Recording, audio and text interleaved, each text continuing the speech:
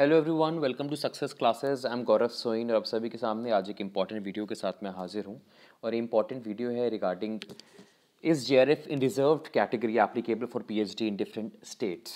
मतलब अभी हम सब जानते हैं कि नेट जेआरएफ के फॉर्म फॉर मई 2021 जो कि दिसंबर की साइकिल है वो ऑलरेडी स्टार्ट हो चुके हैं 2 फेब से, और इसकी लास्ट डेट है 2 मार्च।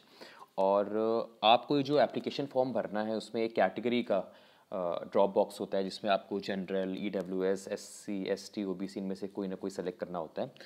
मैं आपको एक चीज़ बताना चाहता हूँ कि जो आप कैटेगरी सेलेक्ट करते हो for the examination of net JRF, ये सिर्फ नेट जेआरएफ पास करने के लिए इम्पॉर्टेंट नहीं है। मैं आपको एक लॉन्ग विजन देना चाहता हूँ कि दैट पर्टिकुलर जेआरएफ जो कि आपने चाहे ईडब्ल्यूएस से, चाहे एसटी से, चाहे ओबीसी से, चाहे एससी किससे भी आपने क्लियर किया है, ये आगे जा करके आपकी पीएचडी सिलेक्शन पे भी, या जब आप पीएचडी में एडमिशन लेने की सोचते हो तब भी इसका बहुत ज़्यादा रेलेवेंस होता है। तो आप बहुत सतर्कता के साथ, बहुत सावधानी के साथ उसको फिल करिए। और जो अक्सर सर्टिफिकेट्स या ये कैटेगरीज, रिजर्व्ड कैटेगरीज को लेकर के जो मेरे पास अक्सर क्वेरीज आती रहती हैं, उन सबको मैंने समअप किया एक पेपर पे, और वो सारी की सारी क्वेरीज मैं आज आपके साथ शेयर करने वाला हूँ। So before that, I would like you all to subscribe my YouTube channel Success Classes and hit the bell icon for latest updates. You can also visit our website researchphd.in for our daily quizzes and for PhD admission notifications. You can also follow us on Facebook and as well as on Telegram. The link of website, Facebook page and Telegram is given in the description box.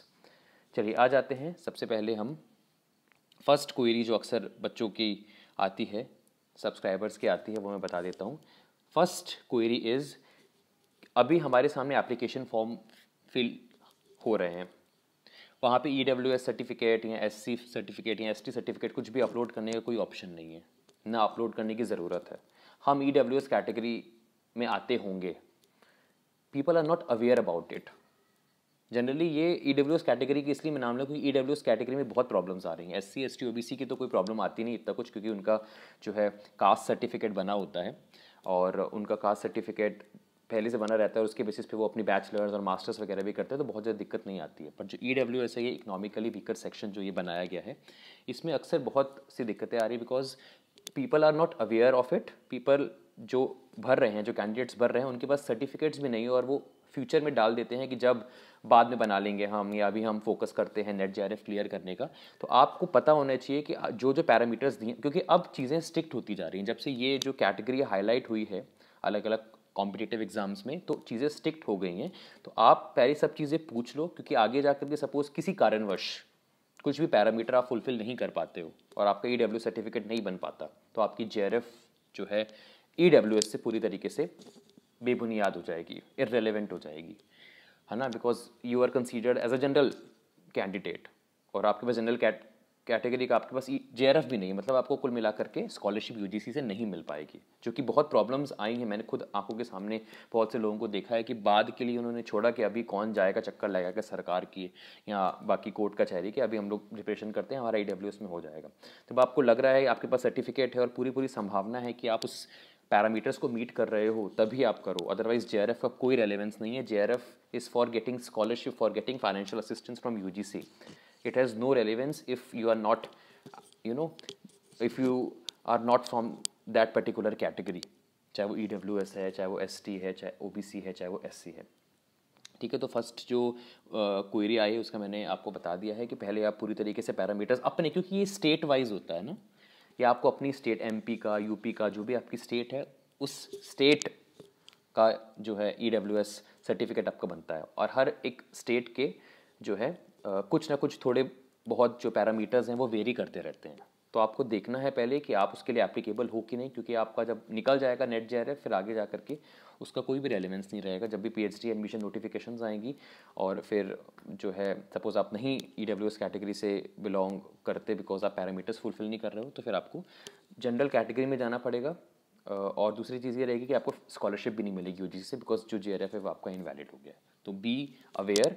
अभी form भर रहे हैं, पहले सब पता कर लो, उसके बाद आप फॉर्म भरो तो आप फ़ायदे में रहोगे। और अगर आपके पास सर्टिफिकेट है तो well and good, go for it. Second जो अक्सर आती है वो ये है कि सर मेरा जो अभी अभी जेआरएफ क्लियर हुआ है और मेरा जो परसेंटाइल है, मैं ईडब्ल्यूएस कैटेगरी से बिलोंग करता हूँ या करती हूँ, मेरा जो परसेंटाइल है वो जनरल से भी ऊपर आया, मतलब जनरल का जो कट ऑफ किया है उससे भी ऊपर आया है। जैसे कि 99.56 जो है सपोज मान लो जनरल का कट ऑफ गया है, और आप EWS से तो EWS का 95.67 गया है, और किसी एक कैंडिडेट का आया है 99.84, तो वो क्वालिफाइड तो है JRF, है ना। और जनरल कैटेगरी की जो थ्रेशोल्ड लिमिट है उसको भी उन्होंने पार कर लिया है। तो लोग अक्सर कहते हैं कि क्योंकि ये एक बहुत ही आप कह सकते हो एक कड़वा सच है कि EWS की सीट्स जो होती हैं वो मैं कह सकता हूँ हर एक जो यूनिवर्सिटी है वहाँ पे निकले, ये कोई श्योरिटी नहीं है इसमें कि निकलती ही निकलती EWS की निकलेगी। बहुत सी यूनिवर्सिटीज़ में EWS का उन्होंने कोटा ही नहीं बनाया हुआ है, या बनाया भी है तो नील कर दिया है, एक सीट रखे हैं, ऐसा कुछ रखा हुआ है।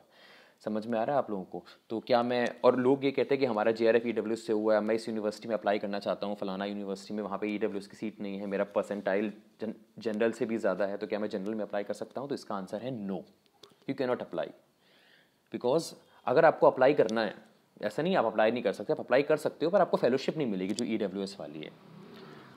आई थिंक आपको ये बात क्लियर हो गई। आप बिल्कुल अप्लाई कर सकते हो, कोई इसमें बात नहीं है, पर आप सोच रहे हो कि JRF जो EWS वाला है वो भी हमको जो स्कॉलरशिप है वो भी मिलती रहे, तो वो आपको नहीं मिल पाएगी। बिकॉज क्योंकि वो जो है it is only for EWS seats, और अगर आप वहाँ कोई सीट निकलती, कोई जो PhD कोई भी यूनिवर्सिटी में निकलती फॉर PhD EWS की सीट निकलती है, तो आप वहाँ भर सकते हो, क्योंकि आपका JRF EWS से, और वहाँ पे आपको जो है स्कॉलरशिप मिलेगी।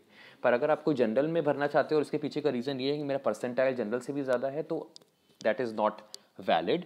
आपको जनरल में एडमिशन आप ले सकते हो, पर आपको स्कॉलरशिप EWS की नहीं मिलेगी। वो तभी मिलेगी जब आप EWS जो सीट है उसको आप ऑक्यूपाई करते हो। तो अब इसी के साथ एक एसोसिएटेड और प्रॉब्लम आ रही है लोगों के बीच में।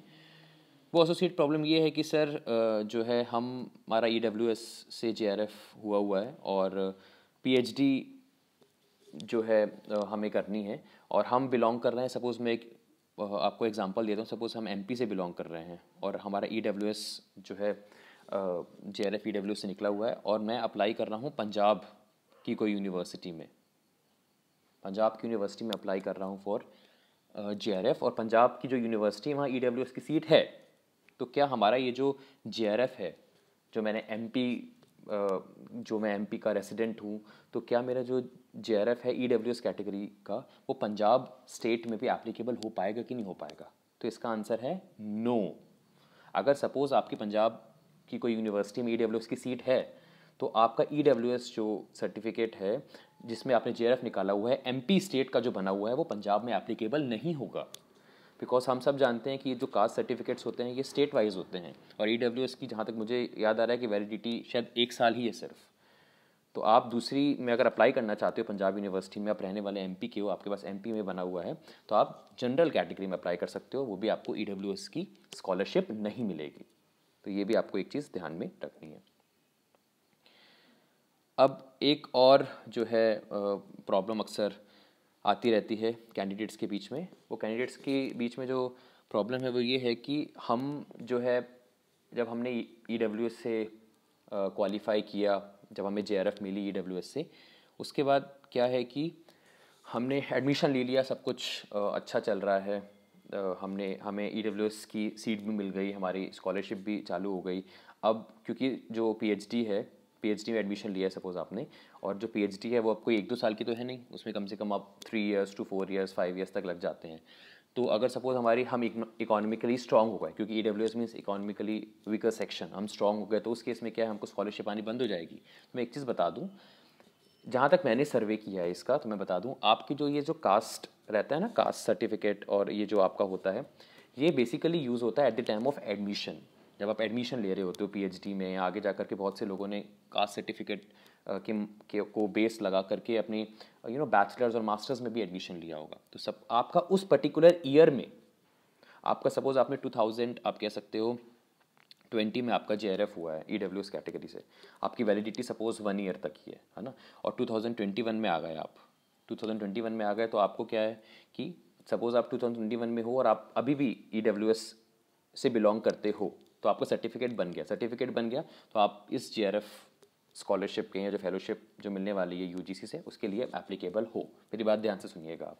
सपोज 2020 में आपका EWS था, EWS आपका 2020 में था और EWS से ही आपने JRF क्वालिफाई कर लिया, पर 2021 में आपकी, क्योंकि आपको वापस से एक तरीके से रेन्यू कराना पड़ता है, और 2021 में आप जो है आपकी कोई ना कोई पैरामीटर फुलफिल नहीं हो पाया और आपका EWS का सर्टिफिकेट नहीं बना, तो उस केस में आपकी फेलोशिप जो है वो काउंट नहीं होगी, आप फेलोशिप का लुत्फ नहीं उठा पाओगे। क्यों?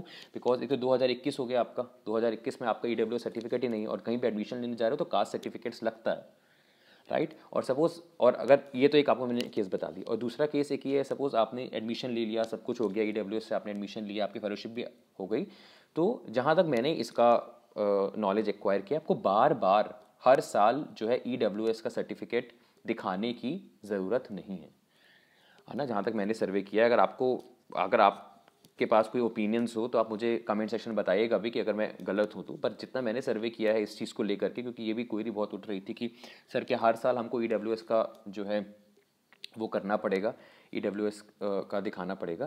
तो एडमिशन्स के टाइम में तो इट्स मैंडेटरी कि आपको दिखाना ही पड़ता है, और ये वाला केस भी आपको पता चल ही गया कि सपोज़ आपने 2020 में अगर आपने क्लियर किया है और 2021 में आपका जनरल कैटेगरी हो गया है, तो और 2021 में आपको PhD एडमिशन हुआ है, तो आपके पास सर्टिफिकेट है ही नहीं जो कि करंट सर्टिफिकेट है, जो कि अपडेटेड सर्टिफिकेट है, तो उस केस में आपको फेलोशिप नहीं मिलेगी, ठीक है।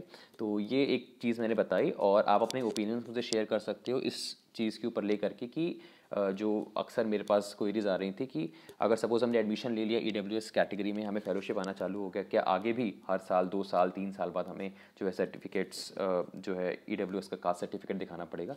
मुझे ऐसा लगता है कि सिर्फ और सिर्फ एडमिशन के टाइम पे यूज़ होगा, जैसे ही आपकी फेलोशिप जो है आना चालू हो गई तो जो है आप को ज़रूरत नहीं होगी, क्योंकि मैं इसके बारे में नहीं जानता, बिकॉज है ना सर्टिफिकेट्स इस रिजर्व कैटेगरी से मैं बिलोंग नहीं करता। तो आप अपना बता सकते हो, अगर आपके पास कोई व्यू है इसके ऊपर मैं वीडियो बना लूँगा जिससे हमारे सब्सक्राइबर्स को जो है क्लियर हो जाए इस चीज़ को लेकर के। सो ये मैंने कुछ चीज़ें आपको बताई हैं जो रिजर्व्ड कैटेगरी के जो कैंडिडेट्स हैं उनके लिए एप्लीकेबल होती हैं, और इसके अलावा भी अगर और कोई भी आपको क्वेरी आ रही है रिगार्डिंग कि आगे जाकर के PhD में किस तरीके से जो है ये सर्टिफिकेट्स का क्या रोल है, या जो भी XYZ अगर आपके पास कोई क्वेरी है तो आप इस कमेंट सेक्शन में ज़रूर लिखिए, बिकॉज हमको भी आपकी जो क्वेरीज होती हैं ये काफ़ी लोगों की क्वेरीज होती हैं, और इसके ऊपर हम एक कलेक्टिवली वीडियो बनाते हैं तो काफ़ी लोगों की हेल्प भी हो जाती है, दे आर हेल्पफुल ऑल्सो।